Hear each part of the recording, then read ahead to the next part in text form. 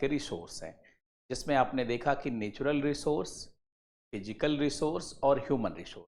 Natural resource के अंतर्गत कई चैप्टर हैं जो ज्योग्राफी में पढ़ना पड़ता है, जैसे फॉरेस्ट का चैप्टर है, फिशरीज का चैप्टर है, मिनरल का चैप्टर है, जल संसाधन का चैप्टर है। तो इसको हम लोग अलग अलग टॉपिक के रूप में पढ़ते हैं, क्योंकि इन टॉपिक से सीधे सवाल पूछा जाता है। तो रिसोर्स चैप्टर खत्म हो गया। अब रिसोर्स के अंदर ही जो अलग अलग चैप्टर है और इससे रिलेटेड जो क्वेश्चन है उसको हम लोग देखेंगे, लेकिन पहले नेचुरल रिसोर्स से जुड़े हुए चैप्टर में आ जाते हैं। सबसे पहला चैप्टर फॉरेस्ट देखते हैं। तो हेडिंग डालिए फॉरेस्ट। ये नेचुरल रिसोर्स का ही पार्ट है 1।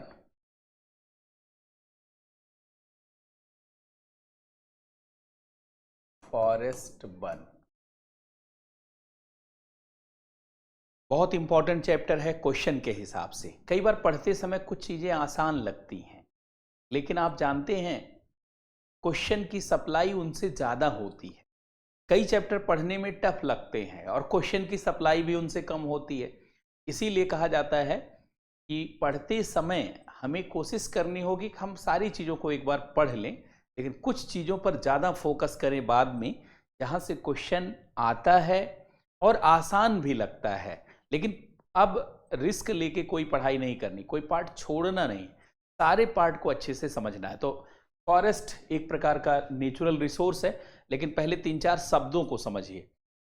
कई ऐसे टर्म हैं जिसको हम सही से नहीं समझते तो दिक्कत आ जाती है। जैसे देखिए, एक शब्द है क्रॉप, फसल, एक शब्द है फॉरेस्ट्री, वानिकी, और एक शब्द है फॉरेस्ट, वन। वन, वानिकी और फसल। पहले ये तीनों शब्द, तीनों टर्म को क्लियर करवा लेते हैं। हाँ, पहले इन तीनों टर्म को जानते क्लियर कर लेते हैं कि क्रॉप का मीनिंग क्या है, वानिकी का मतलब क्या है और वन का मतलब क्या है। इन तीनों को देखने के बाद फिर हम लोग इसको विस्तार से आगे देखेंगे।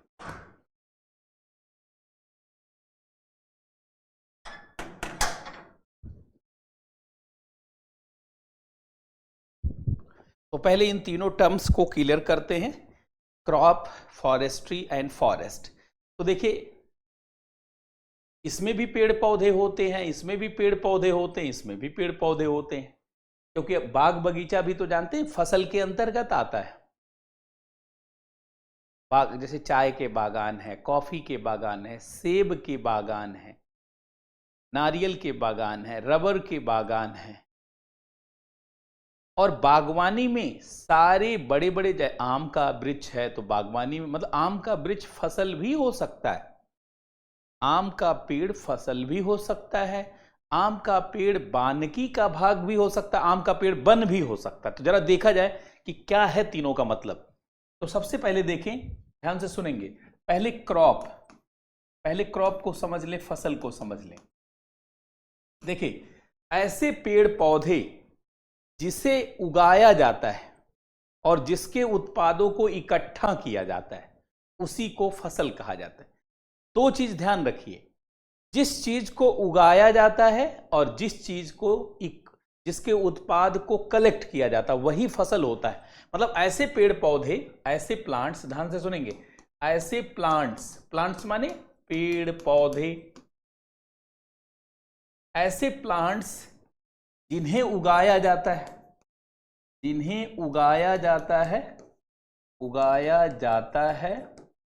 या लगाया जाता है, जो भी कहना चाहे, या लगाया जाता है,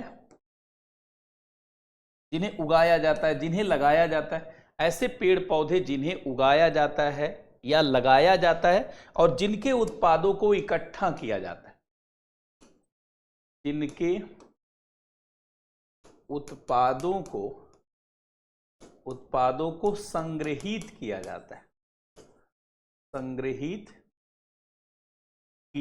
है, मतलब अंग्रेजी में दो वर्ड है, एक कल्टीवेटेड, दूसरा हार्वेस्टेड। मतलब जिन्हें कल्टीवेट किया जाए, जिन्हें कल्टीवेट किया जाए, कल्टीवेट माने लगाना उगाना, लगाना उगाना, जिन्हें कल्टीवेट किया जाए और जिनके प्रोडक्ट को हार्वेस्ट किया जाए, जिनके प्रोडक्ट को हार्वेस्ट किया जाए। हार्वेस्ट माने होता है काटना, संग्रहित करना, काटना या संग्रहित करना, संग्रहित करना या इकट्ठा करना, इकट्ठा करना, इकट्ठा करना, संग्रहित करना, काटना। अगर ये दोनों क्रिया होती है तो फसल कहा जाएगा। ऐसे पेड़ पौधे जिन्हें उगाया जाता है, जिनके उत्पादों को इकट्ठा किया जाता है, उन्हें फसल कहा जाता है, उन्हें फसल कहा जाता है। क्लियर सबको? यस बोलेंगे। अब देखिए दूसरा, तो एक शब्द तो समझ में आ गया कि क्रॉप क्या है। क्रॉप का मतलब समझ में आ गया कि जिनको कल्टीवेट किया जाए, कल्टीवेट उगाया जाए, और जिनको हार्वेस्ट किया जाए, हार्वेस्ट संग्रहित किया, दोनों जिसमें हो। अब दूसरा फॉरेस्ट्री, फॉरेस्ट्री वानिकी, जिन्हें कल्टीवेट किया जाए, जिन्हें उगाया जाए, जिन्हें उगाया तो जाता है लेकिन जिसके उत्पादों को इकट्ठा नहीं किया जाता, जिनको संग्रहित नहीं किया जाता, जिनको संग्रहित नहीं किया जाता है। देखिए जिनको लगाया जाता है, जैसे सड़कों के किनारे, जैसे सड़कों के किनारे वाले पेड़ पौधे, ये वानिकी के भाग है। पेड़ पौधे, नहरों के किनारे, नहरों के किनारे वाले पेड़ पौधे, रेलवे लाइन के किनारे, रेलवे लाइन के किनारे, या पार्कों में, जानते जो पेड़ पौधे लगाए जाते हैं पार्कों में, पार्कों में लगाए जाने वाले पेड़ पौधे, ये सब वानिकी हैं। वन नहीं, वानिकी। जैसे सड़क के किनारे जो पेड़ पौधे लगाए जाते हैं उनमें भी फल निकलता है, लेकिन सरकार नहीं कलेक्ट करती। किसी का मन हो उसे तोड़ ले, खा ले, अलग बात है। सरकार सिर्फ लगा रही है। जिसे लगाया जाता है लेकिन जिसके उत्पादों को इकट्ठा नहीं किया जाता, उसे फॉरेस्ट्री कहा जाता है, उसे फॉरेस्ट्री कहा जाता है। जिसे उगाया जाता है लेकिन जिसके उत्पादों को इकट्ठा नहीं। तो दो चीज क्लियर हो गया, जिन्हें उगाया जाता है और जिनके उत्पाद को इकट्ठा किया जाता है वो फसल, जिन्हें उगाया जाता है जिनके उत्पाद को इकट्ठा नहीं किया जाता वो फॉरेस्ट्री। ये दोनों चीज क्लियर हो गया। अब number 3 forest, number 3 forest one, जिन्हें उगाया नहीं जाता, जो अपने आप उगते हैं।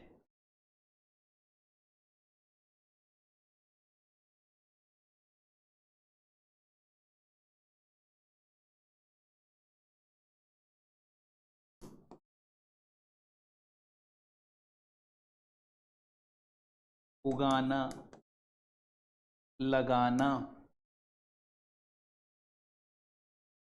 संग्रहित करना। आप देखिए, जिन्हें उगाया नहीं जाता है और संग्रहित हो सकते हैं, नहीं भी हो सकते।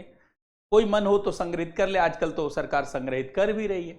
तो यहां पे शर्त नहीं, हो सकता संग्रहित हो भी, हो सकता संग्रहित ना भी हो।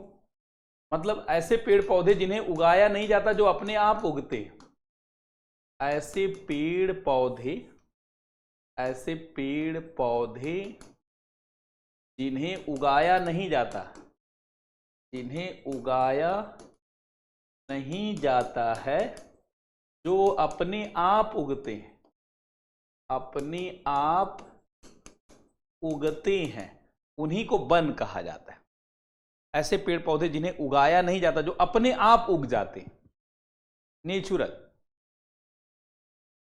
जो अपने आप उग जाते हैं, उन्हीं को जानते हैं वन कहा जाता है। तो इन्हें उगाया नहीं जाता और संग्रहित भी नहीं किया जाता। हो भी सकता है, नहीं भी हो सकता। कुछ राज्यों में सरकारें कर रही, संग्रहित हो सकता, नहीं भी हो सकता। मतलब तीनों चीज समझ में आ गई। अब सब लोग यस बोलेंगे तब मैं आगे बढ़ूंगा। अब देखिए क्रॉप में क्लियर हो गया कि फसल में क्या है, ये उगाना, ओके, संग्रहित करना, ओके। फॉरेस्ट्री, वानिकी, उगाया जाता है लेकिन संग्रहित नहीं किया जाता। फॉरेस्ट ना उगाया जाता है ना संग्रहित किया जाता है, ना उगाया जाता है ना ही संग्रहित किया जाता है।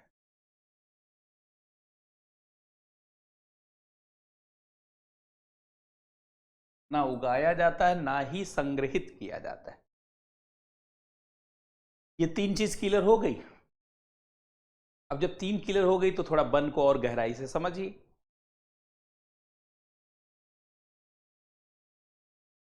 अब ध्यान से सुनेंगे। वन का मतलब पेड़ पौधा ही, जैसे यूपीएससी ने बड़ा गहरा सवाल एक बार पीटी में पूछ लिया। अब जरा ध्यान से सुनेंगे। एक शब्द है फॉरेस्ट और एक शब्द है जंगल। जंगल के लिए अंग्रेजी में कोई शब्द नहीं है, सामान्यतः जंगल हम लोग बोलते हैं। देखिए फॉरेस्ट किसे कहा जाता है? फॉरेस्ट का मतलब ऐसे पेड़ पौधे जिन्हें उगाया नहीं जाता है। खाली जगह भी वन हो सकती है। देखिए खाली जगह वन हो सकती। वन होने के लिए पेड़ पौधा होना जरूरी नहीं होता। यही क्वेश्चन पूछा गया था कि वन ऐसा क्षेत्र है, नंबर एक, जहां पेड़ पौधे नहीं होते, नंबर दो जहां पेड़ पौधे होते हैं, नंबर तीन पेड़ पौधों का होना अनिवार्य है, नंबर चार घने आवरण होना अनिवार्य। तो सबसे पहली बात, वन होने के लिए पेड़ पौधा जरूरी नहीं है। क्यों? क्योंकि वन एक अधिसूचित क्षेत्र है, शेड्यूल्ड एरिया है। जब खाली जगह छोड़ेंगे तभी तो अपने आप चीजें उगेंगी। खाली जगह को भी वन कहा जाता है। खाली जगह को भी वन कहा जाता है। क्यों? क्योंकि जब खाली जगह छोड़ेंगे तभी तो पेड़ पौधा उगेगा। इसलिए वन की परिभाषा क्या दिया गया है भारत में? वन की परिभाषा दिया गया है कि वन एक अधिसूचित क्षेत्र है, घोषित क्षेत्र है। घोषित है, ये एरिया वन का है। अब खाली छोड़ दिया जाएगा, 15-20 साल में उगेगा, उग जाएगा। तो वन एक, ध्यान सुनेंगे, वन एक अधिसूचित क्षेत्र है। अधिसूचित क्षेत्र है, शेड्यूल्ड एरिया। वन एक अधिसूचित क्षेत्र है, शेड्यूल्ड एरिया है, घोषित क्षेत्र है। अधिसूचित मतलब क्या है? Forest is a scheduled area. Forest is a scheduled area. One एक अधिसूचित क्षेत्र है। वन एक अधिसूचित क्षेत्र है। वन के लिए पेड़ पौधा होना जरूरी नहीं है। पेड़ पौधा हो भी सकता है, नहीं भी हो सकता है। पेड़ पौधा हो भी सकता है, नहीं भी।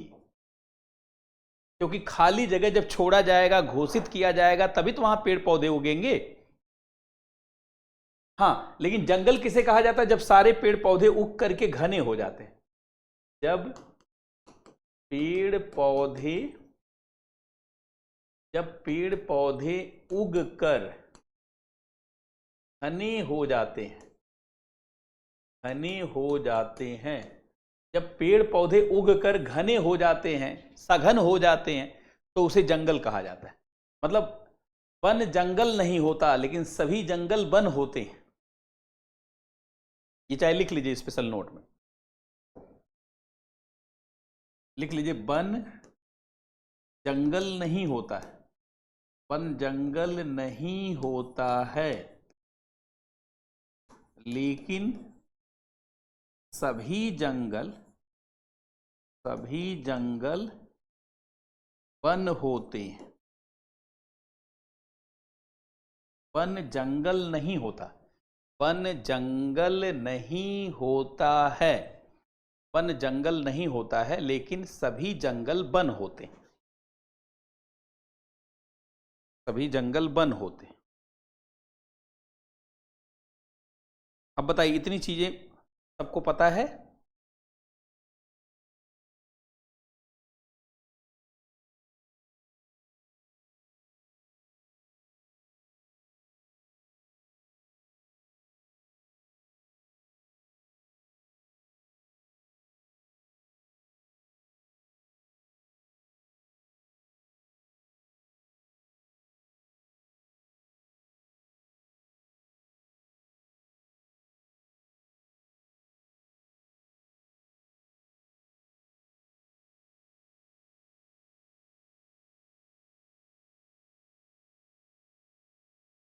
आपको क्लियर हो गया?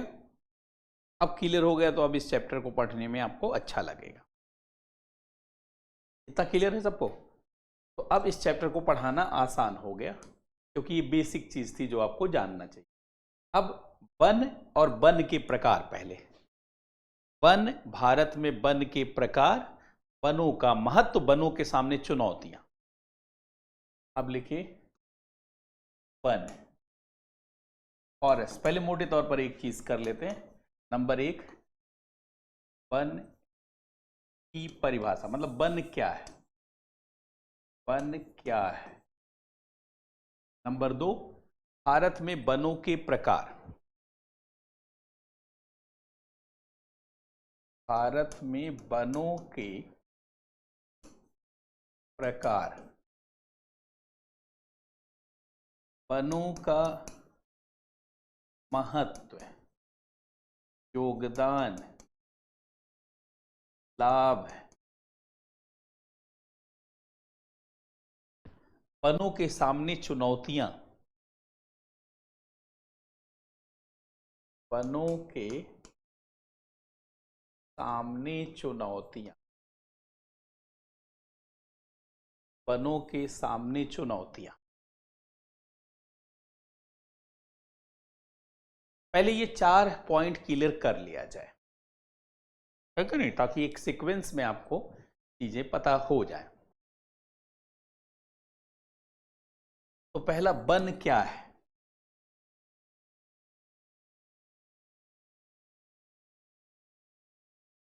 तो पहले वन की एक सामान्य परिभाषा, ऐसे पेड़ पौधे जिन्हें उगाया नहीं जाता, जो अपने आप उगते हैं। लिख लीजिए, पेड़ पौधों का ऐसा समूह, पेड़ पौधों का ऐसा समूह जिन्हें उगाया नहीं जाता है, जिन्हें उगाया नहीं जाता है, जो अपने आप उगते हैं, जो अपने आप उगते हैं, उन्हें वन कहा जाता है, उन्हें वन कहा जाता है। देखिए, भारत में वन एक शेड्यूल्ड एरिया है, मतलब जिसको घोषित कर दिया गया कि ये एरिया वन है, चाहे वो खाली हो चाहे जैसा हो। भारत में वन एक शेड्यूल्ड एरिया है, अधिसूचित क्षेत्र, अधिसूचित क्षेत्र है। भारत में वन एक शेड्यूल्ड एरिया है, भारत में वन एक शेड्यूल्ड एरिया है, घोषित क्षेत्र है।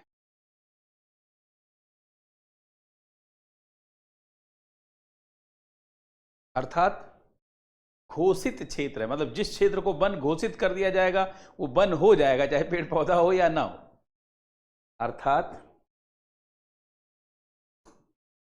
अर्थात भारत में वन एक घोषित क्षेत्र है, ये एकदम क्लियर रहे आपको। अर्थात भारत में घन वन एक घोषित क्षेत्र है, वन एक घोषित क्षेत्र है।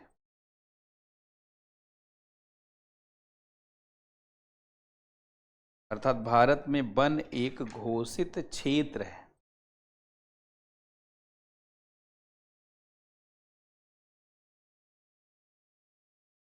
वन एक घोषित क्षेत्र है।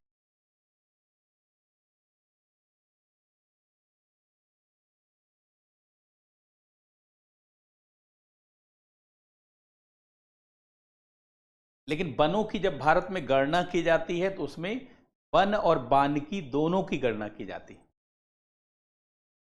स्पेशल नोट लिखिए, वनों, वन क्षेत्रों की गणना करते समय ध्यान से सुनेंगे, वन क्षेत्रों की गणना करते समय वानिकी और वन दोनों की गणना की जाती है। वानिकी प्लस वन दोनों की गणना की जाती। अगर पूछा जाए कि भारत में कितना फॉरेस्ट है, देखिए पूछा जाए फॉरेस्ट एरिया, तो भारत में आप सभी लोग जानते होंगे 24.62% फॉरेस्ट एरिया है, 24.62% है। अब इसमें से वास्तविक वन जो क्षेत्र है, वास्तविक वन जो है ये 21.71% ही है, 21.1%। अब इसी 24.62 में से आप 21.71 घटा दीजिए,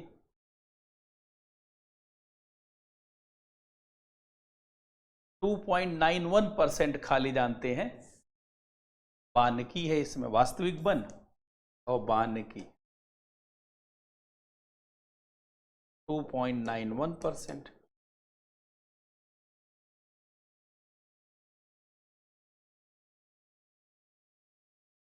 इसी जो ये है वानिकी, इसी को वृक्ष क्षेत्र भी कहा जाता है, वृक्ष क्षेत्र। और ये जंगल क्षेत्र है। इस तरीके से गणना होती है।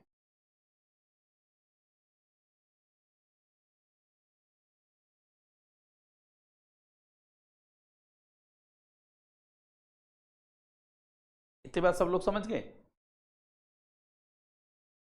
वानिकी अभी पढ़ाया है कि वानिकी का मतलब होता है, अभी पीछे ही आपको पढ़ाया है, ये देखिए अभी बल्कि यही पढ़ा ही रहे थे। देखिए कि वानिकी किसे कहा जाता है, वन किसे कहा जाता है। वानिकी हमने बताया कि जिनमें पौधों को उगाया जाता है लेकिन संग्रहित नहीं किया जाता। फसल भी आपको पढ़ाया, उगाया जाता है, संग्रहित किया, बल्कि 15-20 मिनट यही पढ़ाते रहे। और बाद में सारा पढ़ाने के बाद ये नहीं पूछे कि पूरी रामायण बताने के बाद ये नहीं कि ये सीता कौन था। ये देखिए वानिकी हमने पढ़ाया,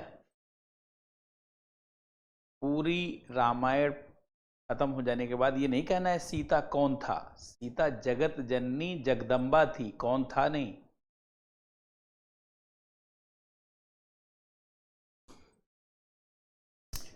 तो ये हो गया कि वन क्या है। अब भारत में वन के प्रकार, तो लिखिए भारत में वन के प्रकार। भारत में वन के प्रकार, types of forest in India, types of forest in India. Bharat में वन के प्रकार, भारत में वनों को 6 भागों में बांटा गया है। Ministry of forest, environment and climate change के द्वारा, देखिए ministry of forest, environment and climate change, यही भारत में वनों का बंटवारा करता है। Ministry of forest, environment, ministry of forest, environment and climate change, one, पर्यावरण और जलवायु परिवर्तन मंत्रालय, वन, पर्यावरण एवं जलवायु परिवर्तन मंत्रालय।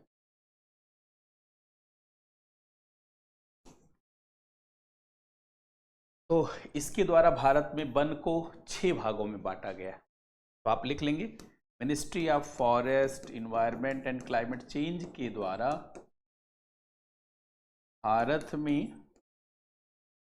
वनों को 6 भागों में बांटा गया, 6 भागों में बांटा गया है। Ministry of forest, environment and climate change के द्वारा वनों को 6 भागों में बांटा गया, वनों को 6 भागों में बांटा गया। पहले 6 नाम लिख लीजिए, फिर उनको समझ लीजिए ताकि एक आइडिया पूरा हो जाए आपको।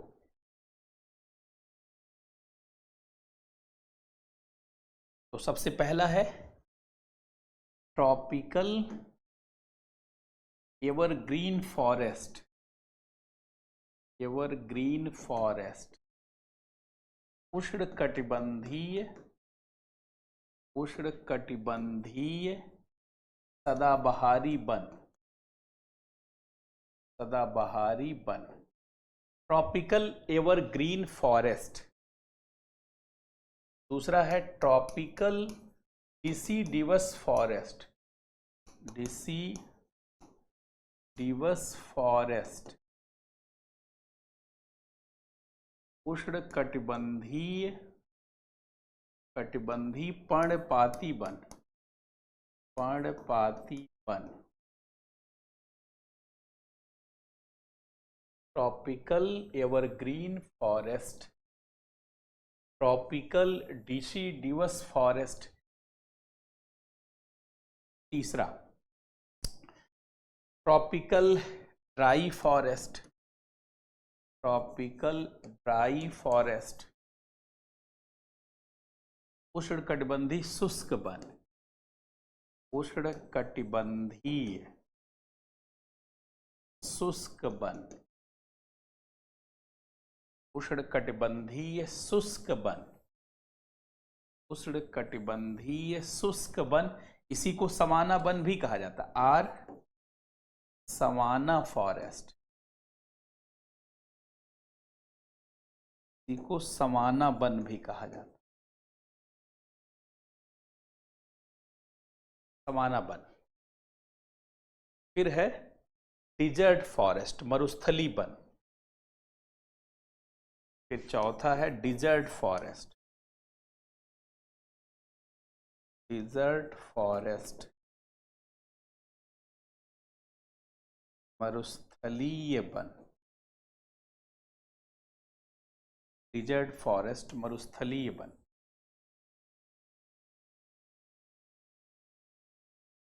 तो पहला है tropical evergreen forest, tropical deciduous forest, tropical dry forest और ये मरुस्थली या रेगिस्तानी वन। अब मैंग्रोव फॉरेस्ट पांचवा, मैंग्रोव फॉरेस्ट, मैंग्रोव वन। अच्छा, मैंग्रोव वन को कई नामों से जाना जाता है, या डेल्टाई वन, डेल्टाई वन, या इसी को कच्छ वन भी कहा जाता है, कच्छ वन, या गरान वन भी कहा जाता है, गरान वन भी कहा जाता है, या दलदली वन भी कहा जाता है।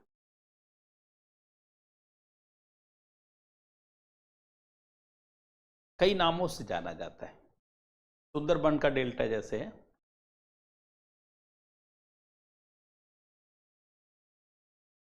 और इसके बाद माउंटेन फॉरेस्ट, पर्वतीय वन, माउंटेन फॉरेस्ट,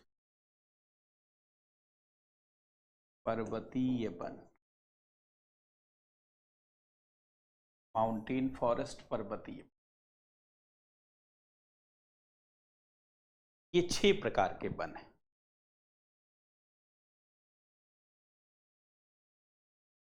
ये 6 प्रकार के वन हैं।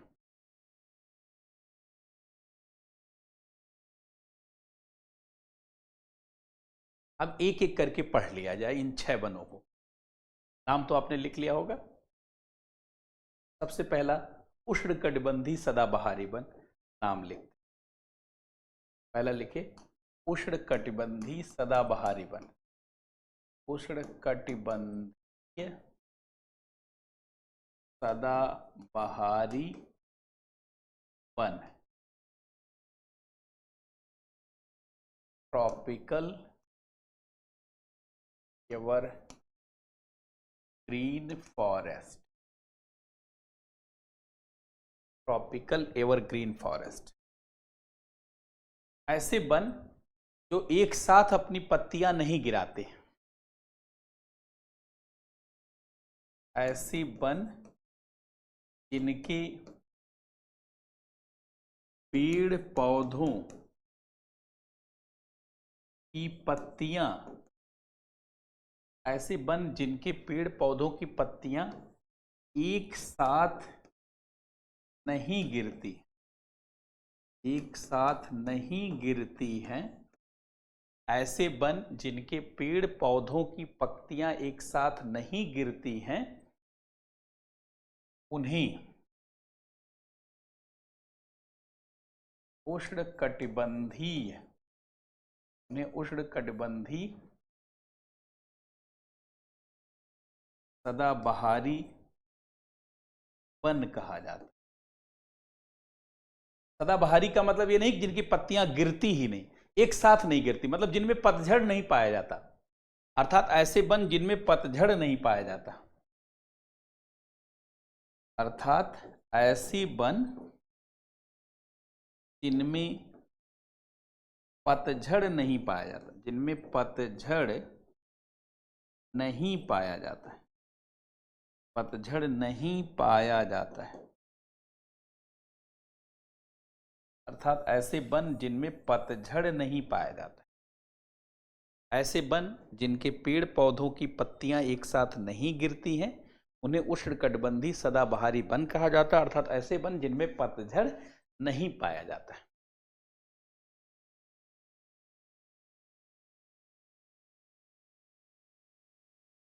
जिनमें पतझड़ नहीं पाया जाता।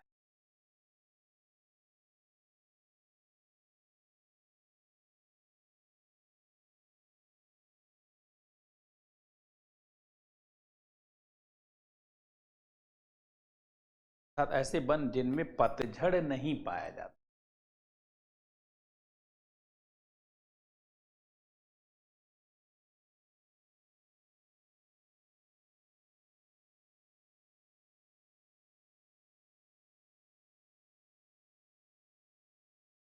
लिख लीजिए, ये वन उन क्षेत्रों में पाए जाते हैं, उन क्षेत्रों में पाई जाती हैं जहां वर्षा 200 सेंटीमीटर से अधिक होती। पाए जाती हैं जहां वर्षा 200 सेंटीमीटर से अधिक होती है। ये वन उन क्षेत्रों में पाए जाते हैं जहां वर्षा 200 सेंटीमीटर से अधिक होती है। अर्थात उच्च आर्द्रता और तापमान वाले क्षेत्रों में, अर्थात उच्च आर्द्रता और तापमान वाले क्षेत्रों में,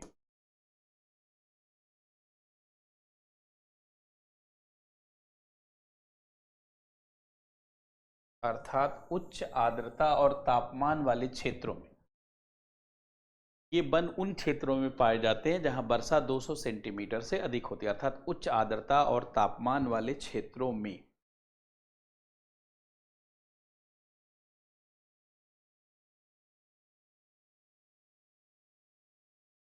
अब जहां आर्द्रता तापमान ज्यादा होती है वहां तो फिर पेड़ पौधों के लिए, पेड़ पौधों को चाहिए क्या, दो ही चीज चाहिए, आर्द्रता चाहिए, तापमान चाहिए।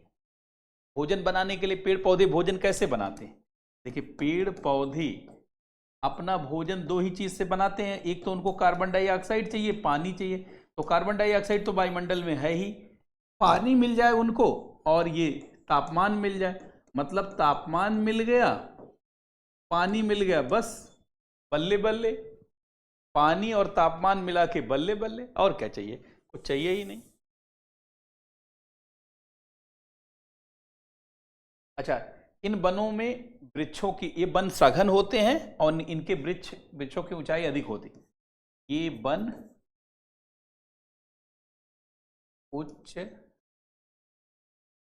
मतलब तापमान मिल गया, पानी मिल गया, बस बल्ले बल्ले। पानी और तापमान मिला के बल्ले बल्ले, और क्या चाहिए, कुछ चाहिए ही नहीं। अच्छा, इन वनों में वृक्षों की, ये वन सघन होते हैं और इनके वृक्षों की ऊंचाई अधिक होती है। ये वन सघन होते हैं, कहीं और भी हो सकते हैं, ज्यादा भी हो सकते हैं। अब इन वनों के वृक्ष कौन कौन से हैं और क्षेत्र, तो आप लिखिए उष्णकटिबंधीय सदाबहारी, उष्ण कटिबंधीय सदाबहारी वन, इनके जानते हैं वृक्ष और क्षेत्र, के वृक्ष कौन कौन से हैं और क्षेत्र कौन कौन से। वृक्ष रबड़ है, महोगनी है, रबड़ है, महोगनी है, नारियल है, बांस है, नारियल है, बांस है, नारियल है, बांस है, सिनकोना है, बेल है, बेल है, सिनकोना है, सिनकोना है, आयरन वुड है, आयरन वुड है आदि, ये इनके वृक्ष। और क्षेत्र जानते हैं, सभी लोग जानते हैं, अंडमान निकोबार पहला, अंडमान एवं निकोबार, जहां जहां ज्यादा वर्षा होती है। तो भारत में सबसे अधिक औसत वर्षा अंडमान निकोबार में देखा जाए तो द्वीपीय क्षेत्रों में यही होती है। अच्छा, वैसे राज्यों में सबसे अधिक वर्षा अरुणाचल प्रदेश में होती है। बहुत लोग सोचते हैं मेघालय में, मेघालय के एक स्थान में होती है, मानिसराम और चेरापूंजी, लेकिन पूरे राज्य में सबसे अधिक वर्षा अरुणाचल प्रदेश में ही होती है। अरुणाचल प्रदेश, मेघालय, मेघालय, त्रिपुरा और मिजोरम, त्रिपुरा और मिजोरम, त्रिपुरा और मिजोरम। तो अंडमान निकोबार, अरुणाचल प्रदेश, मेघालय, त्रिपुरा, मिजोरम।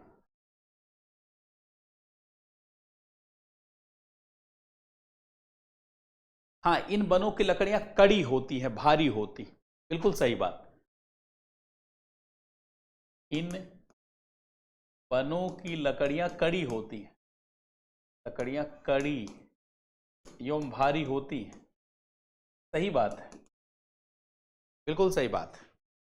खाली बांस को सोच के मत सोचिएगा, बांस तो हल्का होता है, या नारियल को मत सोचिएगा, खैर नारियल भी भारी होता है, इसमें लकड़ी तो खैर पाई नहीं जाती, लेकिन बाकी जो लकड़ी होती है वो भारी होती है।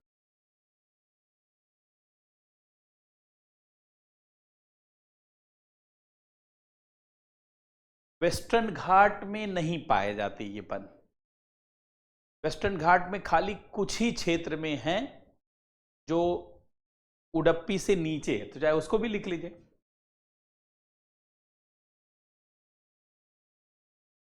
केरल के,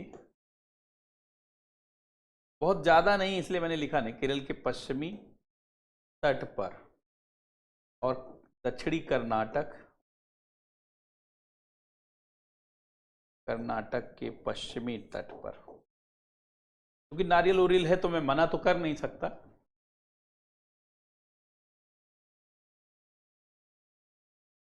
नहीं, बेर बिहार वाला बेल अलग है, यूपी बिहार दिल्ली में भी बेल है, यहाँ मेरे घर पे ही बेल है। यहाँ मुखर्जी नगर में सिग्नेचर व्यू अपार्ट, जहाँ मुखर्जी नगर में जहाँ मैं रहता हूँ, 8-10 बेल का पेड़ लगाया गया है। यहाँ तो आम भी हमने लगाया हुआ है, लेकिन आम की जलवायु दिल्ली में नहीं पाई जाती। दिल्ली में समाना प्रकार के वन पाए जाते हैं,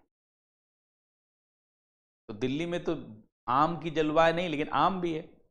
आम तो जानते, जोधपुर में भी कुछ लोगों ने आम उगाया है, तो आम की अलग वैरायटी। यहां जो बेल लगता है वो अलग वैरायटी वाला है, क्योंकि बेल मुख्यतः वृक्ष है ट्रॉपिकल। अच्छा, बेल का कभी आपने पत्ता गिरते हुए नहीं देखा होगा एक साथ, कुछ गिरता है कुछ नहीं गिरता है। अगर गिर जाता है तो फिर प्रजाति अलग। आजकल तो विज्ञान आ चुका है ना, हर चीज में बदलाव आ गया है। ये पहला हो गया, जहां 200 सेंटीमीटर से अधिक वर्षा है वहां ये पाया जाता है। अब जहां 100 से 200 सेंटीमीटर की वर्षा है वहां उष्णकटिबंधीय पर्णपाती वन। अब दूसरा लिखे उष्णकटिबंधीय पर्णपाती वन। उष्णकटिबंधीय, उष्णकटिबंधीय जो अपनी पत्ती एक साथ गिरा देते, पर्णपाती वन। Tropical deciduous forest, tropical deciduous forest, tropical deciduous forest, ऐसे वन जो अपनी पत्तियां एक साथ गिरा देते हैं। ऐसे वन जिनके पेड़ पौधे, जिनके पेड़ पौधे अपनी पत्तियां एक साथ गिरा देते, अपनी पत्तियां एक साथ गिरा देते, अपनी पत्तियां एक साथ गिरा देते हैं, उन्हें उष्णकटिबंधीय पर्णपाती वन कहते हैं। उष्णकटिबंधीय पर्णपात, अर्थात ऐसे वनों में पतझड़ पाया जाता है। अर्थात ऐसी वनों में पतझड़ का मौसम, पतझड़ का मौसम पाया जाता है, पतझड़ का मौसम पाया जाता है। अर्थात ऐसे वनों में पतझड़ का मौसम पाया जाता है। ऐसे वन जिनके पेड़ पौधे अपनी पत्तियां एक साथ गिरा देते हैं उन्हें उष्णकटिबंधीय पर्णपाती वन कहते हैं। अर्थात ऐसे वनों में पतझड़ का मौसम पाया जाता है।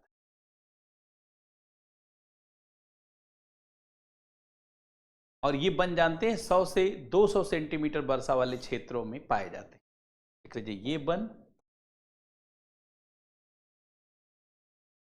100 से 200 सेंटीमीटर वर्षा वाले क्षेत्रों में, वर्षा वाले क्षेत्रों में पाए जाते हैं, क्षेत्रों में पाए जाते हैं। ये वन 100 से 200 सेंटीमीटर वर्षा वाले क्षेत्रों में पाए जाते हैं।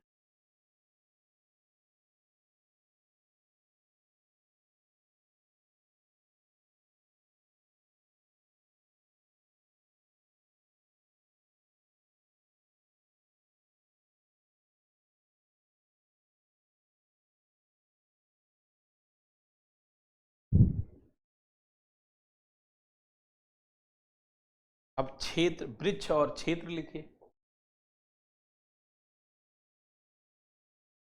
वृक्ष और क्षेत्र,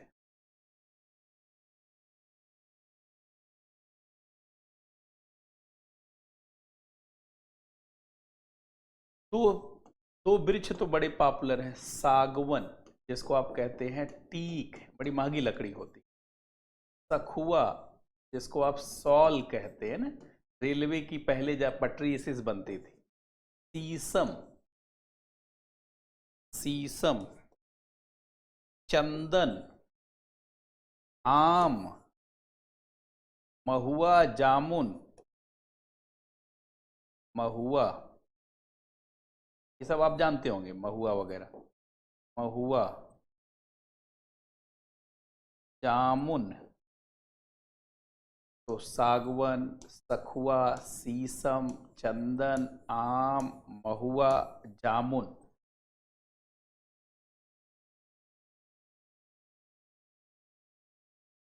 अब क्षेत्र देखिए, पूरा जानते हैं उत्तर भारत का मैदानी क्षेत्र, मतलब एक तरीके से देखा जाए तो गंगा की मध्य और निचली घाटी, पहले गंगा की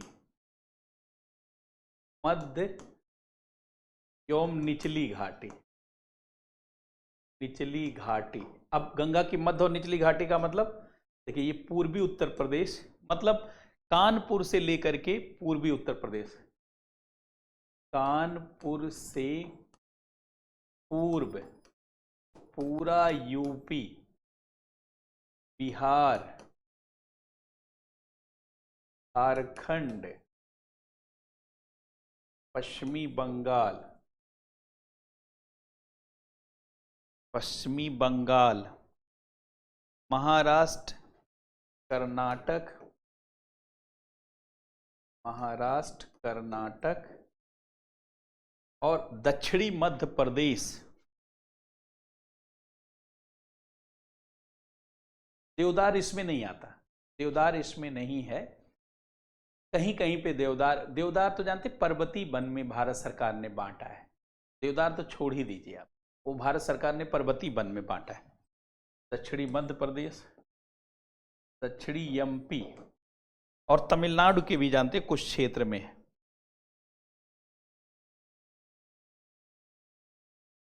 ये वन आर्थिक रूप से बहुत महत्वपूर्ण है, इनकी लकड़ियां इमारती हैं, ये वन आर्थिक रूप से बहुत महत्वपूर्ण है, ये वन आर्थिक रूप से बहुत महत्वपूर्ण है, इनकी लकड़ियां बहुत महंगी होती। अब आप कभी जानते हैं, कभी आप खरीदने जाइए सागौन तो पता चल जाएगा सखुआ, और चंदन तो खैर बहुत बेहद महंगा, चंदन की लोग खेती करने लगे।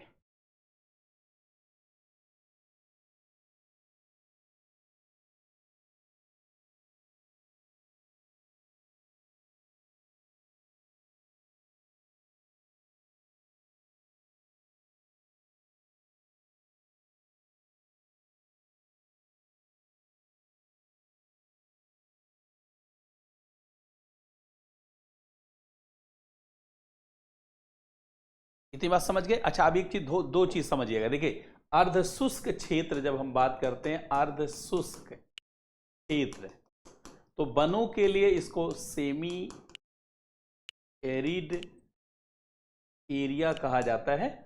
तो ये जानते हैं 50 से 100 सेंटीमीटर वर्षा वाले क्षेत्र होते हैं, वर्षा वाले क्षेत्र 50 से 100 सेंटीमीटर वर्षा, और शुष्क क्षेत्र एरिड एरिया या जोन, ये 0 से 50 सेंटीमीटर, 0 से 50 सेंटीमीटर वर्षा वाले, तो ये अर्ध शुष्क क्षेत्र है। अर्ध शुष्क में सवाना, इसमें जानते हैं सवाना वन विकसित होते हैं, सवाना वन, और इसमें मरुस्थली वन। अब अर्धशुष्क, दिल्ली अर्धशुष्क क्षेत्र में ही है, पूर्वी राजस्थान, दिल्ली, एमपी का कई एरिया, पठारों का कई भाग, सब ऐसा है, इसका विस्तार बहुत ज्यादा है। पठारी क्षेत्र में जहां जहां लाल मिट्टी, वहां यही यही वाला पाया जाता है अर्ध शुष्क क्षेत्र। तो जरा तीसरे प्रकार के वन पे आते हैं। दो वन तो हम लोगों ने पढ़ लिया, ट्रॉपिकल एवरग्रीन और ये। अब तीसरे पे आ जाते हैं, ट्रॉपिकल ड्राई फॉरेस्ट। इसी को समाना वन भी कहा जाता है। तो आप लिखेंगे tropical dry forest, tropical dry forest, उष्णकटिबंधीय शुष्क वन। अब इसी को सवाना भी कहा जाता है, सवाना फॉरेस्ट। ये अर्धशुष्क क्षेत्रों में पाए जाते हैं। ऐसे वन जो 50 से 100 सेंटीमीटर वर्षा वाले क्षेत्रों में अर्थात अर्धशुष्क क्षेत्रों में पाए जाते हैं। ऐसी वन जो 50 से 100 सेंटीमीटर वर्षा वाले, ऐसे वन जो 50 से 100 सेंटीमीटर वर्षा वाले अर्ध शुष्क क्षेत्रों में पाए जाते हैं। अर्ध शुष्क क्षेत्रों में पाए जाते हैं। ऐसे वन जो 50 से 100 सेंटीमीटर वर्षा वाले अर्ध शुष्क क्षेत्रों में पाए जाते हैं, उन्हें उष्णकटिबंधीय, उष्णकटिबंधीय शुष्क वन कहा जाता है।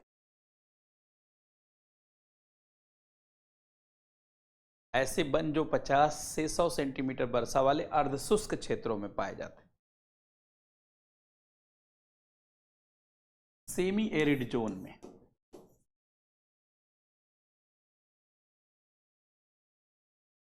सेमी एरिड जोन अर्धशुष्क क्षेत्रों में पाए जाते हैं।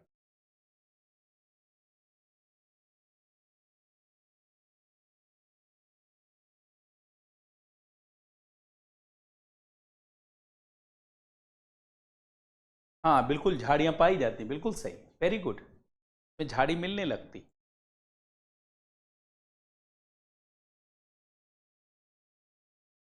अब देखिए, जैसे ये भारत है, मैं इसका फिगर बना देता हूं, एक फिगर बना लीजिएगा।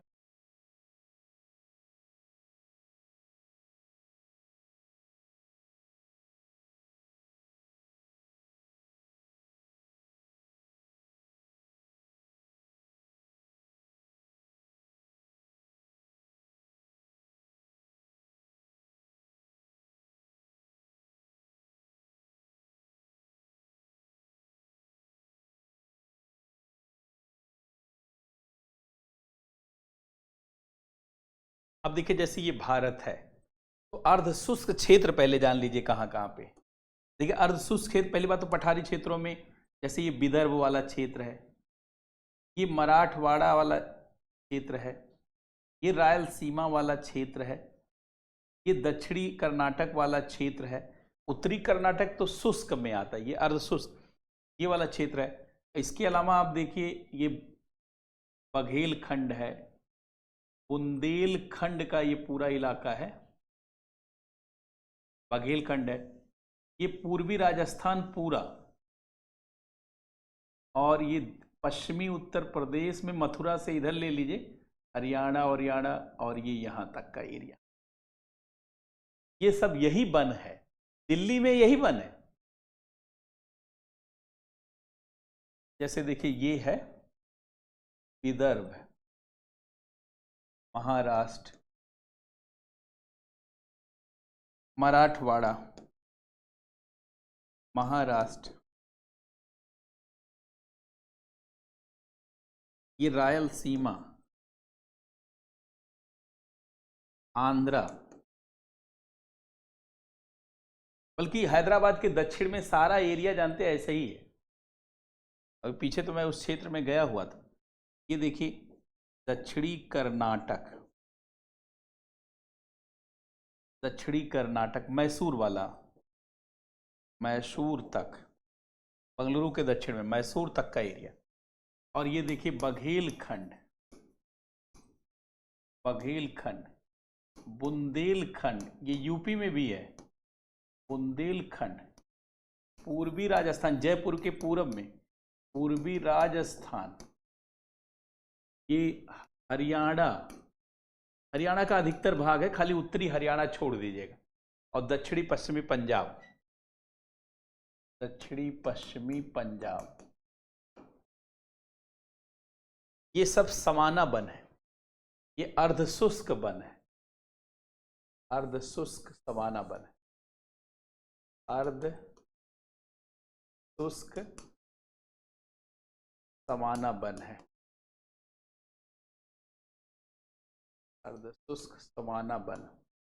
दिल्ली भी इसी में, यहां दिल्ली भी जोड़ लीजिएगा ऐसे।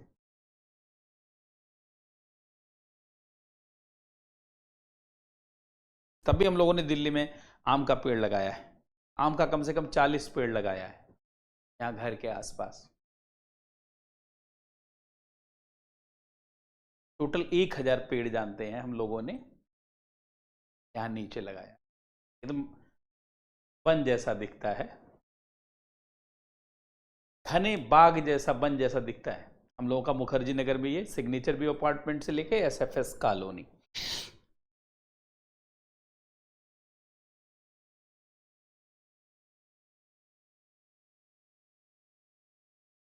अब इसमें जानते क्षेत्र, मतलब वृक्ष और क्षेत्र, समाना वन वृक्ष और क्षेत्र। तो आप देखिए वृक्ष कौन कौन से हैं। वृक्ष में जानते हैं शीशम, बबूल, कीकर, शीशम, बबूल, कीकर, शीशम, बबूल, कीकर, तिरस, तिरस आदि।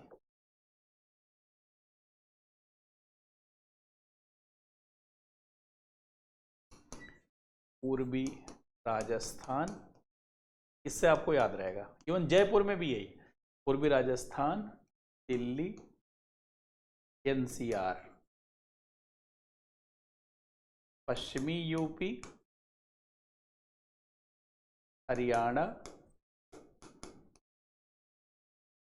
दक्षिणी पश्चिमी राजस्थान, महाराष्ट्र, एवं जानते तेलंगाना के पठार में भी ऐसे ही है, महाराष्ट्र, कर्नाटक में, अब राज्य का नाम ही लिख देता हूँ, कर्नाटक, तमिलनाडु, केरल नहीं जाएंगे, बस तेलंगाना।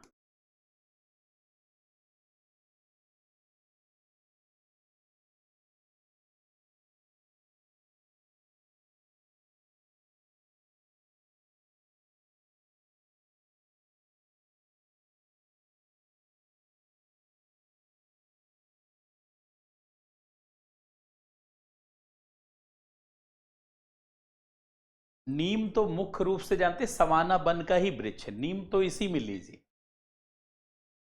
लेकिन नीम जानते पतझड़ में भी पाई जाती, नीम इसी का वृक्ष, सवाना का ही नीम है, लेकिन नीम ऐसा है जो सब में मिलता है। और बेल भी जानते हैं, मरुस्थल में भी बेल पाए, जोधपुर में खूब बेल है,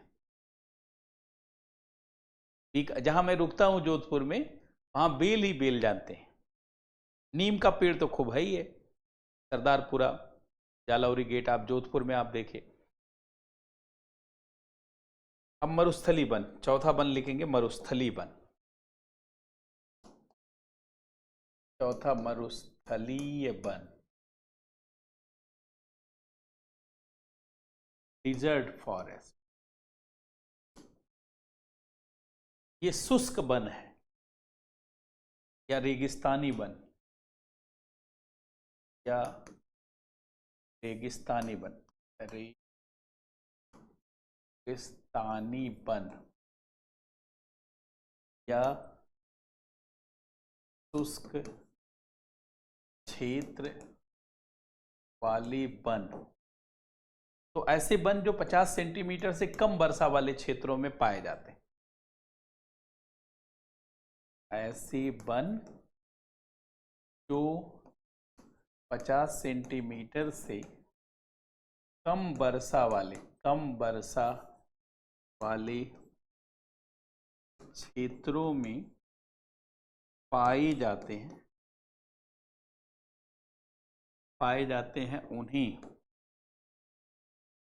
मरुस्थली वन कहा जाता है। उन्हें मरुस्थली वन कहा जाता है। ऐसे वन जो 50 सेंटीमीटर से कम वर्षा वाले क्षेत्रों में पाए जाते हैं, जो 50 सेंटीमीटर से कम वर्षा वाले क्षेत्रों में पाए जाते हैं।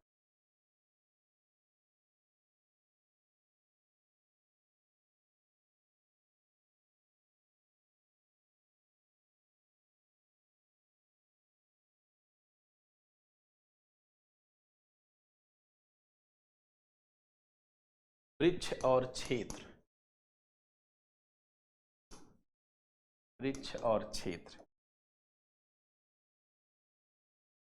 केजड़ी के वृक्ष, केजड़ी के वृक्ष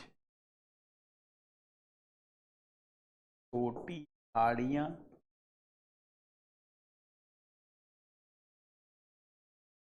छोटी झाड़ियां, खजूर,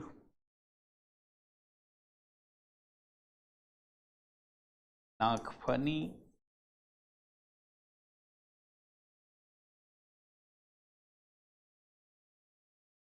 और इसमें भी जानते बबूल वगैरह, कीकर वगैरह मिलते हैं। कीकर भी इसमें भी मिलते हैं, कीकर आदि।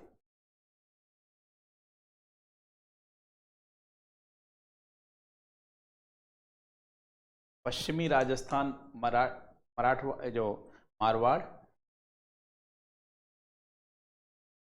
पश्चिमी राजस्थान, दक्षिणी पश्चिमी हरियाणा, दक्षिणी पश्चिमी पंजाब, क्योंकि उधर जो कालीबंगा वाला जो क्षेत्र नहीं वहां भी है, और उत्तरी कर्नाटक, और तो कहीं है नहीं, उत्तरी कर्नाटक।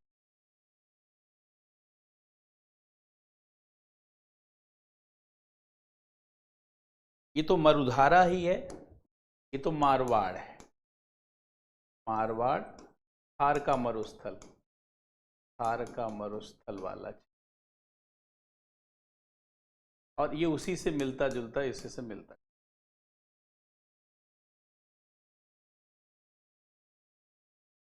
तो 4 प्रकार के वन हम लोगों ने पढ़ लिए। अब 5वें प्रकार के लिखिए।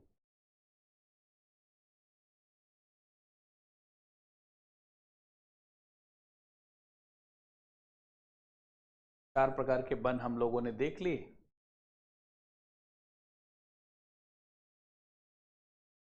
अब मैंग्रोव वन देखते हैं, जो दलदली क्षेत्रों में या डेल्टाई क्षेत्रों में पाए जाते हैं। 5वां लिखिए, मैंग्रोव फॉरेस्ट।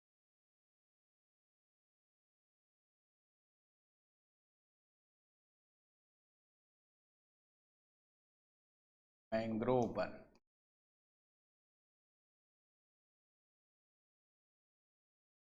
ऐसे वन जो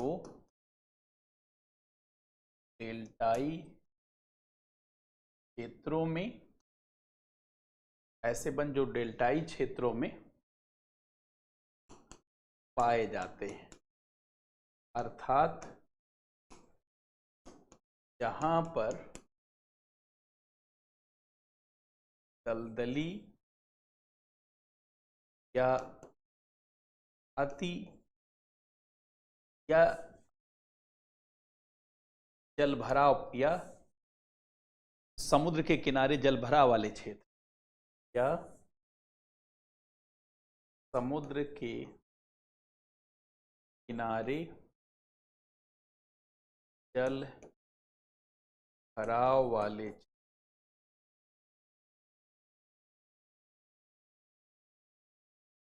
ऐसे वन जो डेल्टाई क्षेत्रों में पाए जाते हैं, जहां दलदली या समुद्र के किनारे जलभराव, या दलदली या समुद्र के किनारे वाले।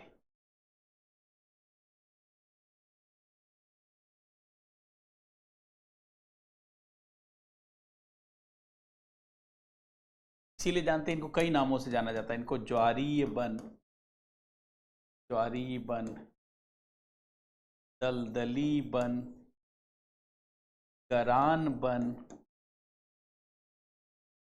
कच्छ वन।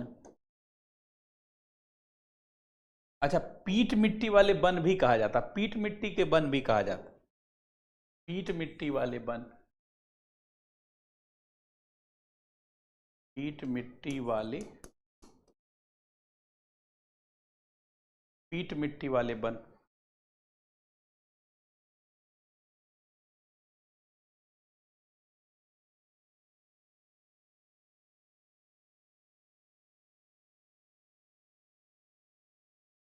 ये बड़े महत्वपूर्ण वन होते हैं क्योंकि यही जानते हैं समुद्री तूफानों से, चक्रवातों से, सुनामी से, ज्वार के बुरे प्रभाव से बचाते हैं। देख लीजिए, ये वन बहुत महत्वपूर्ण होते हैं, बहुत महत्वपूर्ण होते हैं, महत्वपूर्ण होते हैं का क्यों महत्वपूर्ण होते हैं? क्यों? नंबर 1, ये समुद्री तट की कटाव से रक्षा करते हैं, कटाव से बचाते हैं। दूसरा पॉइंट, ये समुद्री तट को कटाव से बचाते हैं, समुद्री तट को कटाव से बचाते हैं।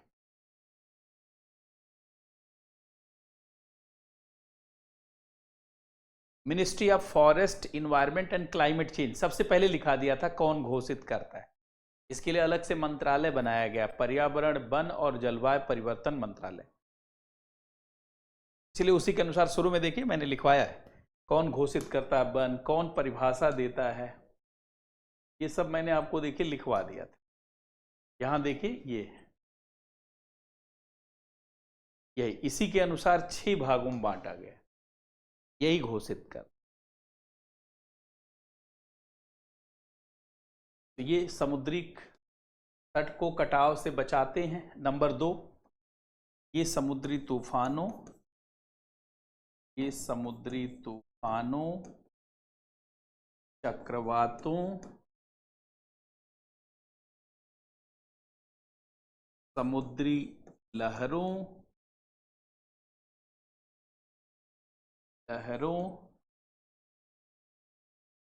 समुद्री ज्वार, सुनामी से तटों की रक्षा करते हैं, तटों की रक्षा करते हैं, तटों की रक्षा करते हैं। अच्छा, ये इन वनों में बहुत अधिक जैव विविधता पाई जाती है। लिख लीजिए, इन वनों में बहुत अधिक, इन वनों में बहुत अधिक जैव विविधता पाई जाती, जैव विविधता पाई जाती है, बहुत अधिक जीव। जैसे सुंदरबन का डेल्टा, सुंदरबन जो है यही वन तो है। अच्छा, चौथा जानते हैं, ध्यान सुनेंगे, इनमें इन वनों में ये पक्षियों के बड़े आश्रय, बहुत पक्षियां पाई जाती। ये वन पक्षियों के बड़े आश्रय स्थल है, पक्षियों के बड़े आश्रय स्थल है। ये वन पक्षियों के बड़े आश्रय स्थल है।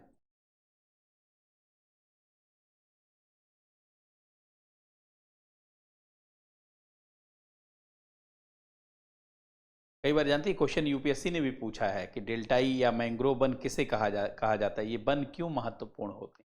तो इनके वृक्ष और क्षेत्र लिखे, वृक्ष क्षेत्र।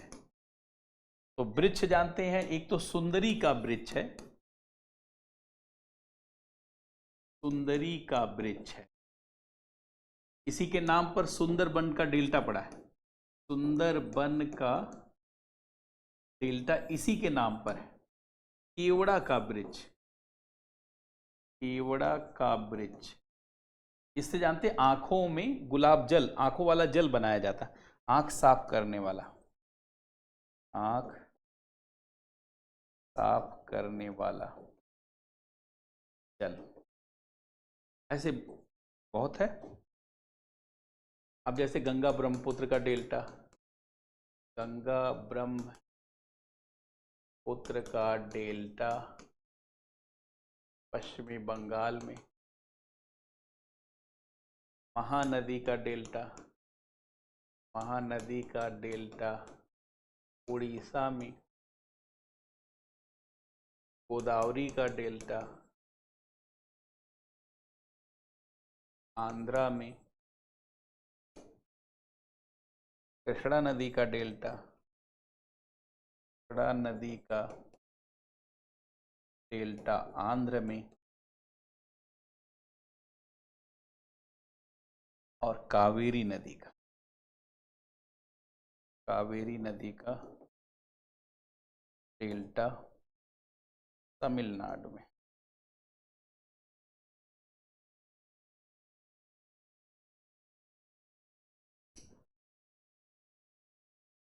और अंडमान निकोबार, अच्छा, गुजरात के पश्चिमी तट पर अंडमान निकोबार में, गुजरात के कच्छ की खाड़ी में, कच्छ की खाड़ी में, और अंडमान निकोबार में, अंडमान एवं निकोबार में।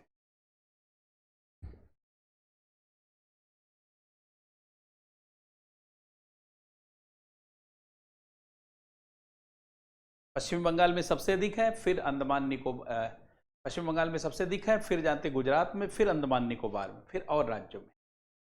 पश्चिमी बंगाल में सबसे अधिक है, पश्चिमी बंगाल में सबसे अधिक है, पश्चिमी बंगाल में सबसे अधिक, गुजरात में, फिर अंडमान एंड निकोबार। इस तरीके से इनका विस्तार है, फिर अंडमान एवं निकोबार में।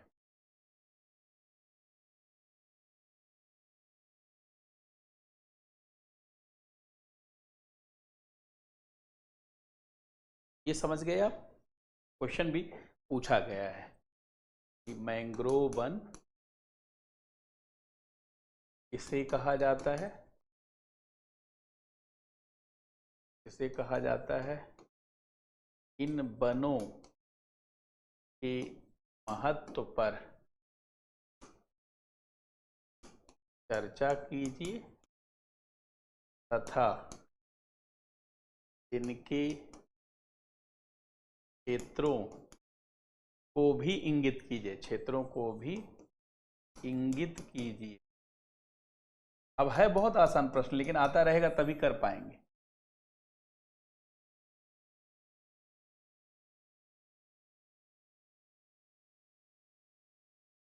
हाँ, केवड़ा से अगरबत्ती भी बनती, बहुत अच्छा। गुलाब जल भी बनता है केवड़ा से, बड़ा सुंदर और बड़ा खूबसूरत होता है। तो अब एक लास्ट वन बच गया है, उसको भी पढ़ लिया जाए। पर्वतीय वन, पर्वतीय वन।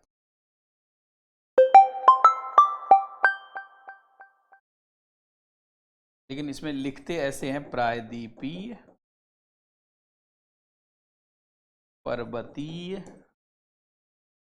वन क्षेत्र। अब इसमें जानते हैं, जो प्रायद्वीपीय आप देख रहे हैं, इसमें विंध्याचल भी है, विंध्याचल है, सतपुड़ा है, सतपुड़ा है, पश्चिमी घाट है, और पूर्वी घाट है। लेकिन मुख्यतः जानते हैं पश्चिमी घाट में ही इसका फैलाव, पश्चिमी घाट में ही इसका अधिक फैलाव है, इसलिए पश्चिमी घाट को ही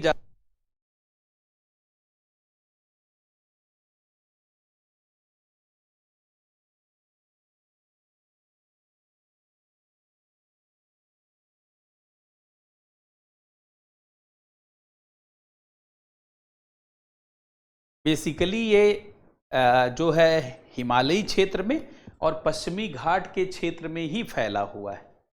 ये वन मुख्यतः दो क्षेत्र में फैले हुए पाए जाते हैं, हिमालयी क्षेत्र में और प्रायद्वीपीय पर्वतीय क्षेत्र में। अच्छा, ऊंचाई के अनुसार इन वनों का बंटवारा किया गया, लिख लीजिएगा नई लाइन से। देखिए, पर्वतीय वनों का बंटवारा, पर्वतीय वनों का बंटवारा ऊंचाई के आधार पर, ऊंचाई के आधार पर किया गया है। अब जैसे ऐसे बना लीजिए, इससे आइडिया लग जाएगा कि पर्वतीय वनों का कैसे बंटवारा किया गया। ऐसे लिखेंगे, पहले 900 मीटर तक का जो क्षेत्र है, 0 से 900 मीटर, 0 से 900 मीटर, ये उष्णकटिबंधीय सदाबहारी, ट्रॉपिकल एवरग्रीन फॉरेस्ट, उष्णकटिबंधीय सदाबहारी वन, सदाबहारी वन। पर्वतों में सभी प्रकार के वन पाए जाते हैं। It is tropical evergreen forest, इनकी पत्तियां एक साथ नहीं गिरती। उष्णकटिबंधीय सदाबहारी वन, और इसी एरिया में ये उष्णकटिबंधीय सदाबहारी वन अरुणाचल प्रदेश में पाया जाता है। सेम इसी एरिया में जानते हैं उष्णकटिबंधीय पतझड़ वन भी पाए जाते हैं। इसी एरिया में, ये लिखा तो आपको ऐसे भी लिख लीजिएगा, और यहीं लिख लेते हैं उष्णकटिबंधीय पतझड़ वन। इसमें दोनों वन हैं, क्योंकि अरुणाचल प्रदेश में ये है, अरुणाचल में ये है, और सेम यही देखेंगे आप तो ये उत्तराखंड में, यूपी में, बिहार में जो इसका एरिया है, सब ये पाया जाता है। तो पहला हो गया ये। अब दूसरा आ जाइए, 900 से लेकर के 1830, ये सब ministry of forest, environment and climate change के द्वारा बांटा गया, पर्यावरण, वन और जलवायु परिवर्तन मंत्रालय, 1830 मीटर। अब देखिए, एक उधर लिखेंगे, एक इधर, ताकि सब आपको दिखे। अब इस एरिया में उपोष्णकटिबंधीय वन है, उपोष्णकटिबंधीय, सब ट्रॉपिकल उपोष्णकटिबंधीय वन है, उपोष्णकटिबंध। इसी में जानते चीड़, जंगली जैतून, इसमें चीड़ पाइन, इसी से चिलगोजा बनता, बड़ा महंगा होता है चिलगोजा। एक बार यूपी पीसीएस में पूछा गया, चिलगोजा किससे मिलता है? चीड़ से, पाइन। चीड़ को अंग्रेजी में पाइन कहा जाता है। चीड़ और जंगली जैतून, जंगली जैतून, चीड़ इसका प्रमुख है।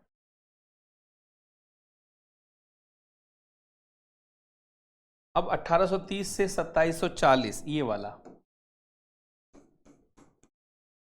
2740 मीटर ये ऊंचाई है। अब ये देखिए, शीतोष्णकटिबंधीय वन है, इसी में देवदार पाया जाता है, चिनार, अखरोट, देवदार। ये है शीतोष्णकटिबंधीय वन, शीतोष्णकटिबंधीय वन, इसी में देवदार, चिनार, अखरोट, ये पाया जाता, अखरोट, देवदार, चिनार।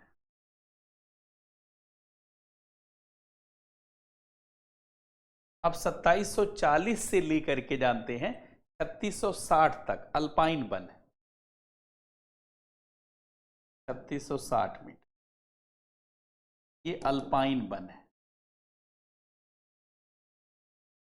अल्पाइन वन जानते हैं किसको कहा जाता है? फूल वाली वनस्पतियों को। अल्पाइन माने होता फूल, फूल जैसे ब्रह्मकमल है, फूलों की घाटी, इसी में फूल वाले पौधे हैं, फूल वाले, औषधियों वाले पेड़ पौधे। अब इसके बाद 3660 से लेकर के 4875, ये 4875 मीटर।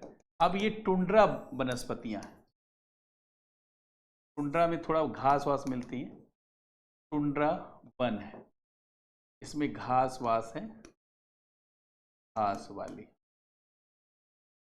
टुंड्रा में जानते घास वाली चीजें मिलती हैं। और इसके बाद हिम रेखा आ जाती है यहाँ तक। फिर इसके बाद हिम रेखा 5100 के ऊपर तो कुछ नहीं पाया जाता। ये हिम रेखा, ये हिम रेखा स्नो लाइन है, हिम रेखा है।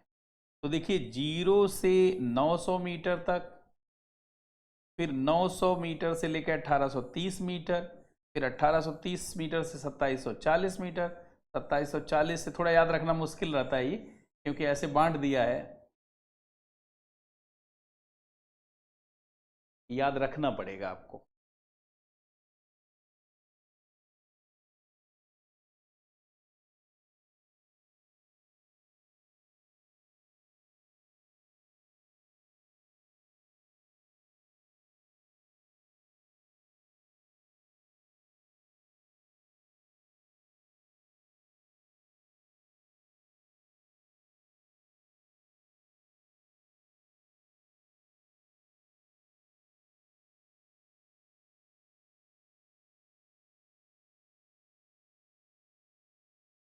तो ये हम लोगों ने सभी प्रकार के वनों को देख लिया। अब देखिए सारे प्रकार का वन हो गया। कल हम लोग इससे आगे बढ़ेंगे अब। और देखिए ट्रॉपिकल भी हो गया, टिसेडिवस हो गया, ड्राई फॉरेस्ट हो गया, और डिजर्ट फॉरेस्ट भी हो गया।